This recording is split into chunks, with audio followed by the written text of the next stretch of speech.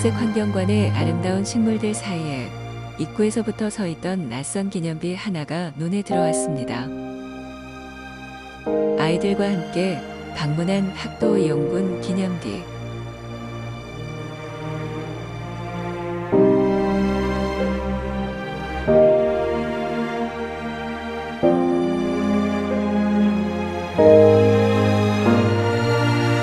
학도의용군 참전 기념비는 여기 그 대구 농업 마이스터고 학생들이 6.25 당시에 거의 한 140명 정도 되시는 분들이 그 6.25에 참전을 했대요. 학생 신분인데 책을 버리고 전쟁에 나가서 이제 나라를 구하겠다는 일념으로 참전했었는데 그 중에 희생자도 많이 나왔고, 그래서 그분들의 넋을 기리기 위해서 부창회에서 이제 기금을 해서 기념비를 세운 거예요.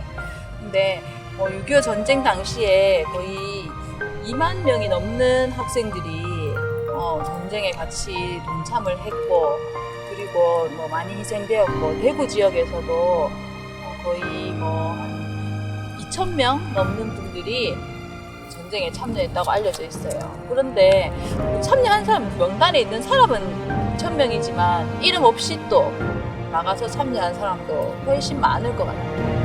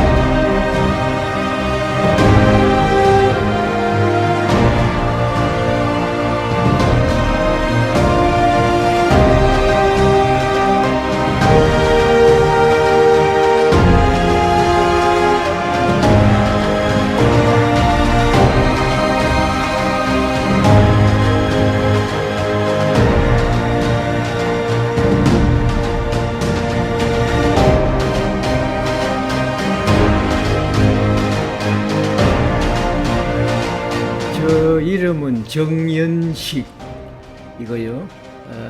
나이는 지금 좀 많이 먹었습니다. 많이 먹었는데 고등학교는 대구는 6.25 때 만 15살에 참전했어요. 그리고 공무원 생활 한 20년 하고 자영업 한 40년, 서비스업 지금도 하고 있습니다. 칠곡군 북산면 어로동 150번지고 6.25 때 16살이니까 거기서 16살까지 살았습니다.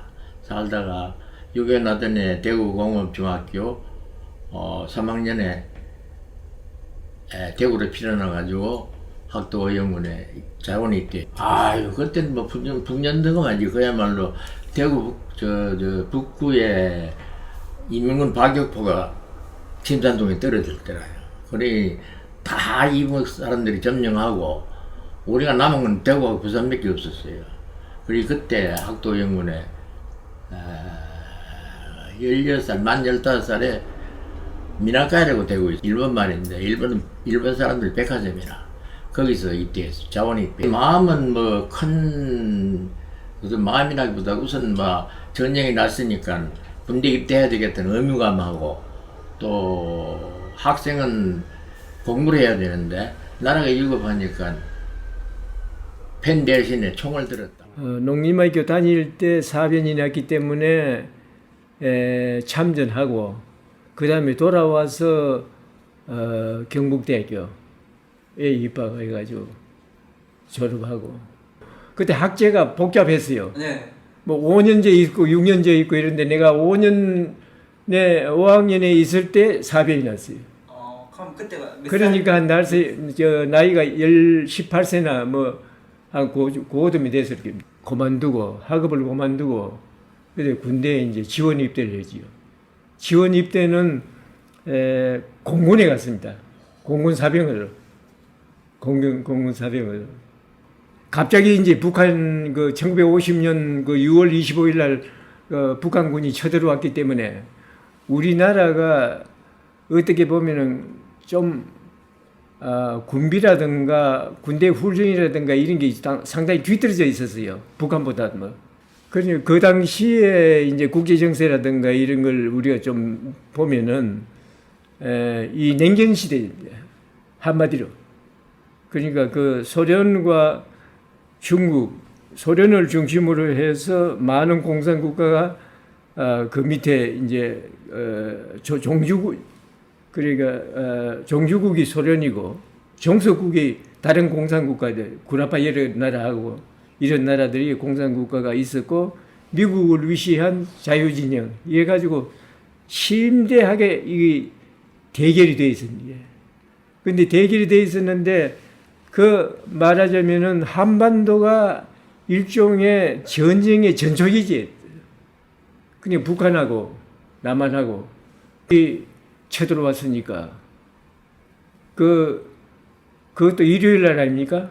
일요일 날 들어왔는데 많은 그 군인들이 전부 집에 휴가가 바쁘고 없고 이제가 갑자기 비상을 걸어가지고 그 북한이 남심 해오는데 막는데 저 흉가 부족이라 힘이 결국 부족한데 군비도 부족하고 훈련도 부족하고 모든 게 부족한데다 그리 서울을 저 38선을 돌파해가 서울까지 오는데 그 시간적으로 2, 3일밖에 안 걸리잖아요.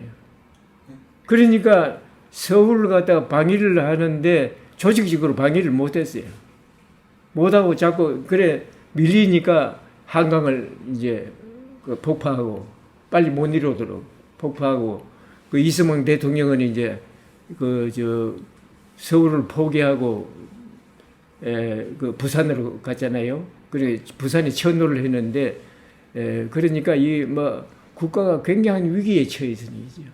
그러니까 학도병들이 이제 그 나라를 지켜야 되겠다 하는 그런 생각을 안 할 수가 없죠. 그 대구는 일단 그 북한군이 내려와가지고 서울을 점령하고 그 다음에 좀 내려오는 동안에 대구에서는 이제 학교가 전부 다 휴교가 되고 학생들을 모아놓고 이제 그 전쟁 상태가 어떻게 됐다 하는 그런 이야기를 하고 그래가 젊은 사람들이 가만히 있어서는 안 되니까 국가를 지키기 위해서 전투에 참여해야 된다 하는 이런 분위기가 고조됐지요. 어디서 학도병이 이루어졌냐 하는 그 상당히 좀 그 역사적 고찰이 필요하거든요. 근데 일단 수원에서도 그 먼저 학도병이 되고 그 다음에 이제 내려오니까 자꾸 북한군이 내려오니까 대전에서도 되고 그런데 대구에서 제일 많이 조직이 됐어요. 왜 그러나 하면은 하도 그 북한군이 빨리 내려오니까 중간에 어떻게 뭐 그 손을 쓸 수가 없는데 대구에 이제 낙동강이 이게 이렇게 이제 그 전선이 되고 난 다음에는 대구의 모든 것이 여기 집중해 있어요. 그래 대한민국은 대구 경북이 지켰다 이렇게 봐야 됩니다.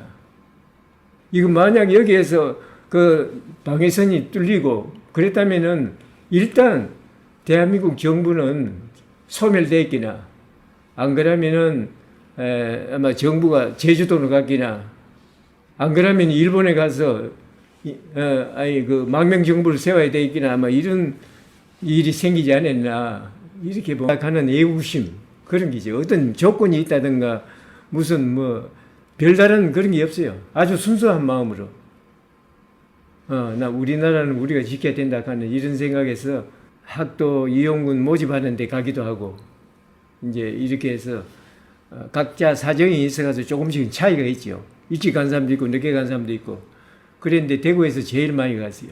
전부 학생이라 공부 지원병이 거기에 학생이고 그래서 모의 가지고 한 150명 가량 되는데 동촌 해안국민학교에 들어가가지고 거기에서 기본 교육을 받았어요. 한 2주간. 저 경우에는 9.28 그러니까 수복 그 작전의 일환으로 어디에 배속됐나 하면은 공군이니까 평양 비행기 기지 사령부 이렇게 해양 기지를 갖다가 이제 확보를 해야 되는데 거기에 가도록 파견대로 이제 명령을 받았어요. 저는 그 당시는 중학교가 6학년 돼서 고등학교 가는 게 없고 중학교 6학년 때 제도가 그래 돼 있었어.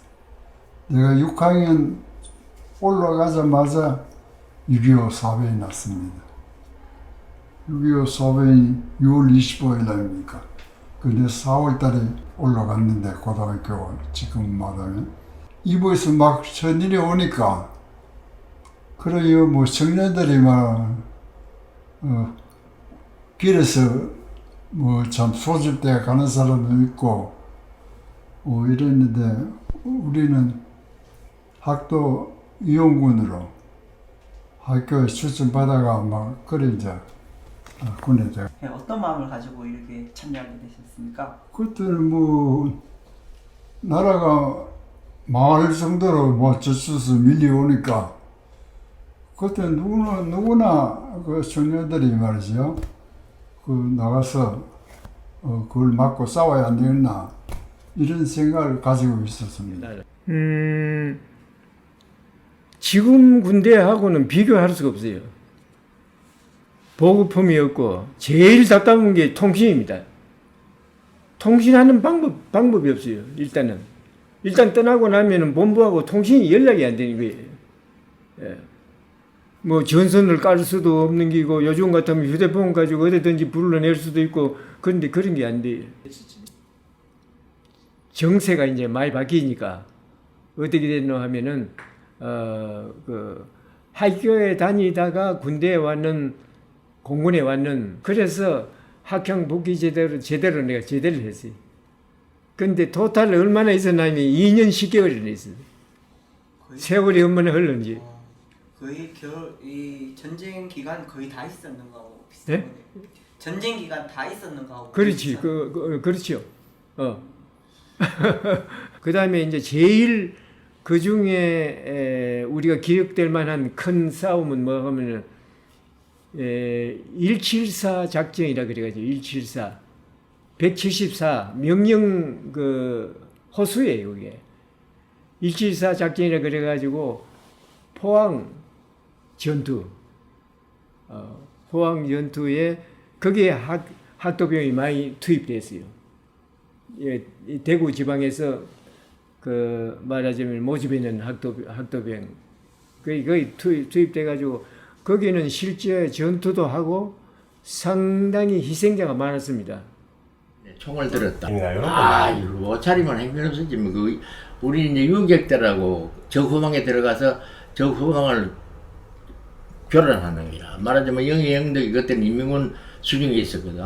그리고 포항산 8순위 북쪽입니다. 그리고 그 상륙해가지고 거기서 이제 말하자면 교랑 파괴하고 인민군 일개 군단이 주도하는 포항에 보급력. 그건 뭐 말도 못하죠. 유격이 되니까 작업자족을 해야 돼. 갈 때는 일주일 불른 식량이 이제 미숫가루를 하면 안 아실란지 모르겠다. 곡식을 갈아가지고 만드는 거, 가루로 만드는 그거 하고, 금빵하고, 그거 일주일분 가지고 왔는데, 상륙하다 보니까 뭐 전부 다 물에 잠겨가지고 못 먹게 되었어. 그러니 뭐 반 굶다시피 하고, 밥도 제대로 못 먹었지. 그리고 이제 그때 복장을 말씀하는데, 행편없었습니다. 인민군 복장을 했어, 우리는. 인민군 복장하고, 그러니까 저구방에 가려고 한 인민군 행사를 해야 되거든. 그러니까 이제 쪼개는 기라. 또 인민군 군관도 배웠어요. 인민공항 외국어도 배우고. 유격대니까. 유격대 이제 본능이 뭐냐 하면, 적지 나태, 적이 징계가면 아군 후퇴한다. 적비 아식, 적이 준비해놓은 식사를 먹는다 하는 게 유격대이지 말이죠. 기본 수칙이라. 그러니 글자 그대로 행편없었습니다. 상륙한 목적이 우리가 14일날 상륙하고 15일날 구미 인천 상륙가 있거든요. 그러니 일종의 교란작전이라. 영덕에 국군이 많이 상륙한다 하는 그런 정보를 흘려놓고 그러니까 이제 때리기는 인천을 때리기라. 우리가 9월 14일날 상륙했는데 9월 15일날 인천 상륙했거든. 그런 식으로 우리는 희생양으로 가는 거라. 있으신가요?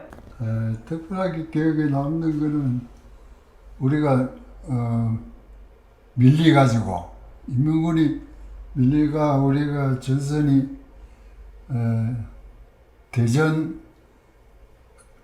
대전 라인으로 후퇴를 했어요. 후퇴를 했는데 그때 막 정산자가 많았습니다. 그러나 그 군의관이 그 치료하면서 사람이 막 없으니까 다리 끊었는 걸 우리 보고 갖다 내버리라 그래. 그걸 들고 내버리는데 그래 뭐 그때는 참 이거 왜 되겠노 싶으더니 생각이 많았죠. 많고 그거하고 또 제1 동포에서 학도병이 또 구성됐어요. 제1 동포들이 이제 거기는 주로 미 8군이 이제 그 일본을 거쳐가 오는 그런 부대에 많이 들어가고 또 인천 상륙작전에 그 미군들이 생소하니까 한국에 그 학도병을 찐가가 집이어가지고 한국에 대해서 좀 그 통역도 좀 하고 그래서 이제 그런 역할을 하고 이랬는데 그 제1동포들 그 학도 이용군도 상당히 많은 기여를 했습니다. 기여를 하고 또 학도 이용군이 그대로 요래 갔다가 나중에 나와가지고 있었으면은 상당히 분명한데 이게 중간에 해체가 됐어요. 해체가 돼가 다시 모은다 하고 또 뭐 이래가지고 또 중간에 이렇게 배속되는 사람들은 바로 군번을 받고 바로 군인이 되는 정규 군인으로서 봉사하는 사람도 있고 이라서 상당히 복잡합니다. 그런 점은 이제 우리가 알고 그래야 되는데 가만 생각해 보면은 보병으로 안 가는 거로서 그건 나는 다행한 일이다 이렇게 생각하는데 보병으로 갔으면은 어떻게 이름도 모르게 어떤 산하에서 전투하다가 이 세상을 갖다가 마지막을 마무리했지 않나 하는 그런 생각도 드는데 해가 오니까 지뢰해가 오니까 이제 이제 분위기가 전혀 다르죠. 분위기가 다른데 그래도 또 대학에 가고 싶어도 함부로 갈 수 없잖아요. 입학 시험을 거쳐가지고 들어가야 되니까 그 시험 있을 때까지 기다리고 있었어요. 기다리고 있다가 그 다음에 이제 시험이 있을 때 시험을 쳐가지고 그래 이제 학교 다녔지요. 언제 뭐 붙잡고 뭐 이야기 많이 하고 웃고 뭐 좀 울고 뭐 불고 그래 할 여간도 없고 그러니까 간다고 생각하면은 그냥 바로 가고 어떤 학생들은 집에 그냥 별로 말도 못하고 그냥 나와가지고 바로 가는 학생들도 있고 그렇거든요. 젊은 사람으로서 나라를 지켜야 되겠다 하는 이런 말하자면 순정, 단순한 마음 그런 게 가득했다 나는 그렇게 생각합니다. 뭐 어떤 조건이 있고 뭐 이유가 있고 뭐 이런 게 있을 수가 없어요. 그때는 다급하니까요. 예, 그거는 나라를 위해서 우리가 젊으니까 우리가 나라를 지켜야 되겠다 하는 그런 소위 그 충정이라 할까, 그런 뭐 결심이라 할까 이런 게 이제 모두 다 있는 거지요. 있지 있는데 그 전우는 우리 동네 셋이 갔는데 나하고 태만택이라는 사람 능인중학교 그때는 고등학교에도 없었고 중학교 6년제라요. 그리고 능인중학교 5학년짜리 하나 하고 또 개성중학교 4학년이 있었는데 개성중학교 4학년짜리 죽었는데 그 유가족 대우도 못 받았다고. 그 사람들은 아버지 어머니는 없었고 형이 양목수 농방을 경영하고 있었는데 우리가 안 찾아가고 자기네도 뭐 동생이 죽었으니 관심 없는 지고 막 유야무야 돼버렸어요. 지금 유가족 대우도 못 받고 있다고. 어디 갔는지 몰라. 우리가 찾아봐도 양목 안 살아.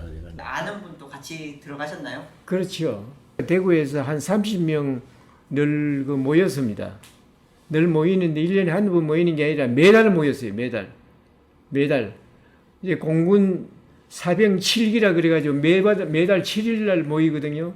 이제 오래됐으니까 많이 떨어져 나가고 저 세상 간 사람도 많고 이래가지고 지금 18명 모이고 있는데 그거는 뭐 어떻게 보면은 우리 뭐 형제와 같이 가족과 같이.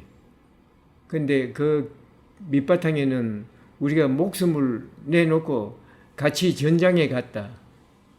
6.25 참전했다 하는 그런 이제 그 인연이 있죠, 인연이. 가족이 좀 보고 싶다 하는 게고.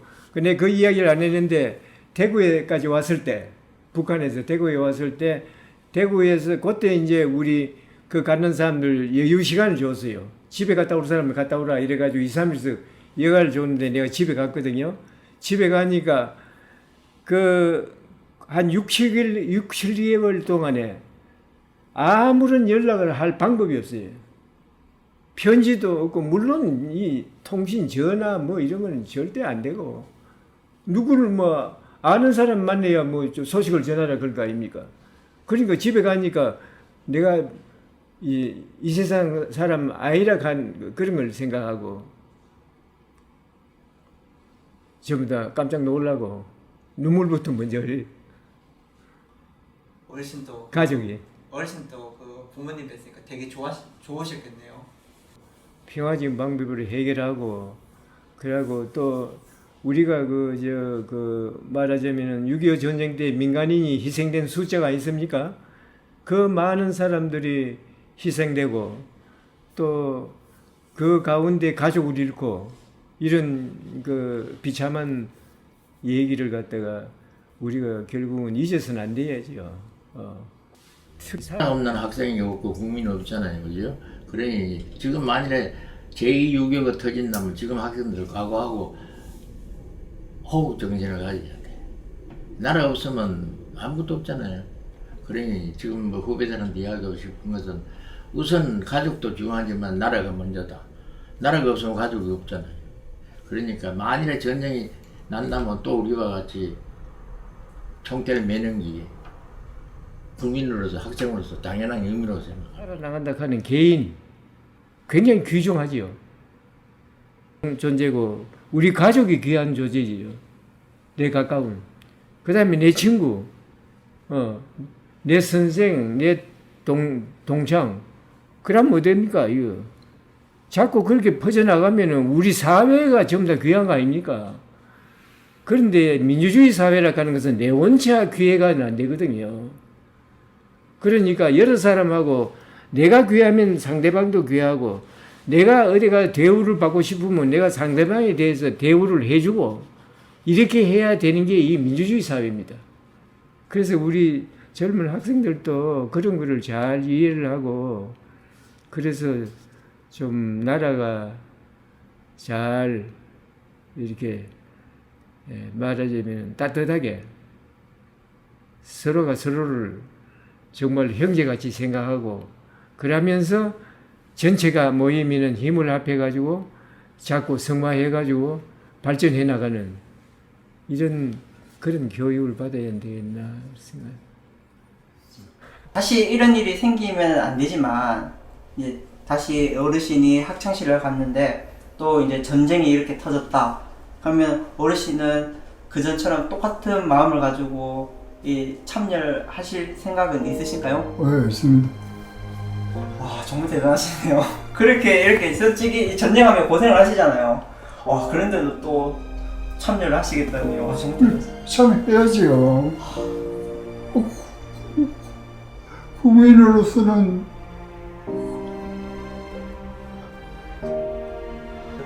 어르신이 이렇게 목숨 바쳐서 이렇게 대한민국을 구하셨는데, 어르신에게 대한민국이라는 것은 어떤 의미를 가지고 계시는가요?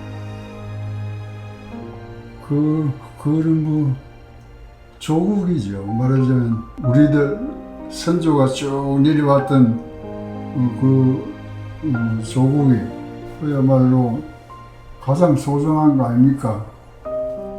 조국이 없으면 우리는 못 사는 게인데, 그래서 그 조국을 지킨다 하는 그런 측면에서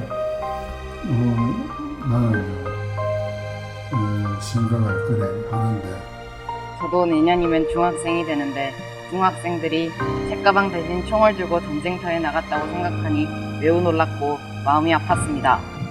다시는 이런 불행이 생기지 않도록 우리 모두 우리나라를 지키는 방법에 대하여 고민해 봐야겠습니다. 어머님께 붙이지 못한 편지. 어머님, 나는 사람을 죽였습니다. 돌담 하나를 사이에 두고 제가 죽인 사람이 10명은 될 것입니다. 저는 2명의 특공대원과 함께 수류탄이라는 무서운 폭발 무기를 던져 한순간에 죽이고 말았습니다. 수류탄이 폭발하는 소리는 저의 고막을 찢어놓고 말았습니다. 어머님, 북한군의 다리가 떨어져 나가고 너무나 가혹한 죽음이었습니다.